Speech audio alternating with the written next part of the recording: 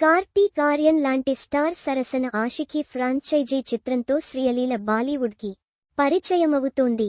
ఈ సినిమా చిత్రీకరణ శరవేగంగా పూర్తవుతోంది. అనురాగ్ బసు దర్శకత్వం వహిస్తున్నారు. ఈ ఏడాది చివరిలో విడుదల కావాల్సి ఉంది. అయితే ఇప్పుడు రిలీజ్ వచ్చే ఏడాదికి వాయిదా పడిందని తెలిసింది. కొత్త కుర్రాళ్లు అహాన పాండే, అనీతా పద్దా జంటగా నటించిన సయ్యారా బ్లాక్ బస్టర్ విజయం కారణంగా శ్రియలీల, కార్తీక్ ఆర్యన్ల సినిమా వాయిదా పడిందనేది గుసగుస. సయ్యారాతో కార్తీక్ సినిమాకి పోలికలు చూడటం ఖాయమని కూడా గుసగుసలు వినిపిస్తున్నాయి. అయితే ఇది నిజమా అని ప్రశ్నిస్తే దానికి దర్శకుడు అనురాగ్ బసు నుంచి ఆసక్తికర సమాధానం లభించింది. సయ్యారా సినిమాతో కార్తీక్ సినిమాకి పోలికలు చూడటం సహజం. కానీ మా సినిమా ఆలస్యానికి వేరే కారణాలు ఉన్నాయి.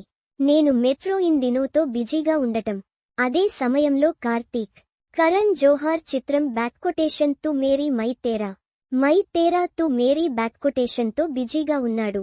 మేం త్వరలో మా తదుపరి షెడ్యూల్కు వెళ్తాము. వేగంగా సినిమాను పూర్తి చేయాలని లక్ష్యంగా పెట్టుకున్నాము అని తెలిపారు. కార్తీక్ ఆర్యన్, సౌత్ సెన్సేషన్ శ్రీలీల నటించిన రొమాంటిక్ చిత్రం ఆషికీ ఫ్రాంచైజీలో అనధికారిక త్రీక్వెల్ అని ప్రచారం సాగుతోంది. మ్యూజికల్ డ్రామాలో కార్తీక్ మునుపెన్నడూ చూడని అవతారంలో కనిపిస్తాడని టాక్.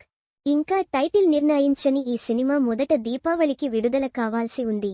అయితే తాజా కథనాల ప్రకారం 2026లో మాత్రమే థియేటర్లలోకి వస్తుందని సమాచారం. సయ్యారా కారణంగా ఇది ఆలస్యమవుతోందని ప్రచారం సాగుతోంది.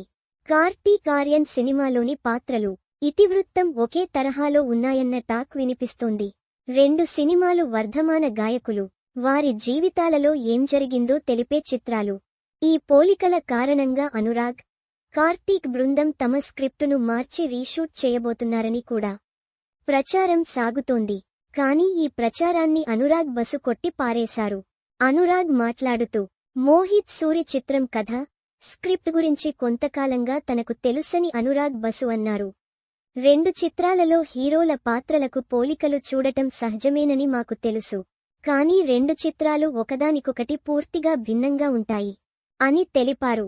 వేరే కారణాల వల్ల మా సినిమా ఆలస్యం అవుతుందని వెల్లడించారు.